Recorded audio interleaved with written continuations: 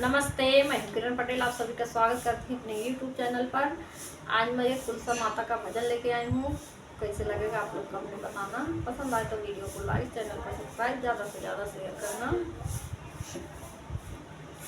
नारायण पूछाई तुलसी से दिलवा के बात हो। नारायण पूछाई तुलसी से दिलवा के बात हो। नारायण पूछाई तुलसी से के तोहरा माता तुलसी के तोहरा पिता के तोहरा माता तुलसी के तोहरा पिता कवने नगरिया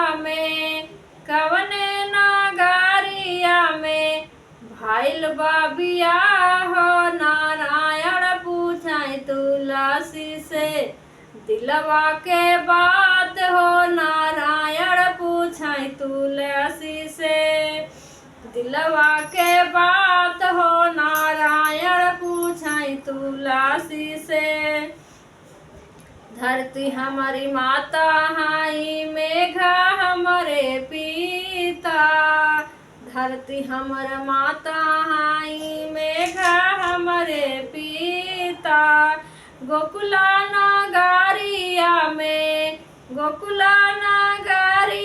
में भाइल बाबिया हो। नारायण पूछाई तुलसी से दिलवा के बात हो। नारायण पूछाई तुलसी से दिलवा के बात हो। नारायण पूछाई तुलसी से कहाँ तोहरा नैहर तुलसी कहाँ तोहरा सासुर। कहाँ तोहरा नैहर तुलसी कहाँ तोहरा सासुर के जा है तुलसी के जाया है तुलसी कांता तोहार हो।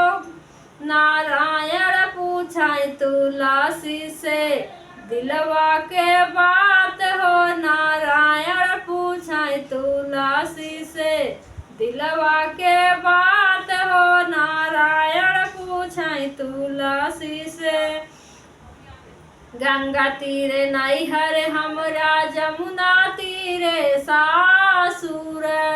गंगा तीरे नैहर हमरा जमुना तीरे सासुर कुंवर कन्हैया हाय कांता हमार हो। नारायण पूछाई तुलसी से दिलवा के बात हो। नारायण पूछाई तुलसी से दिलवा के बात हो। नारायण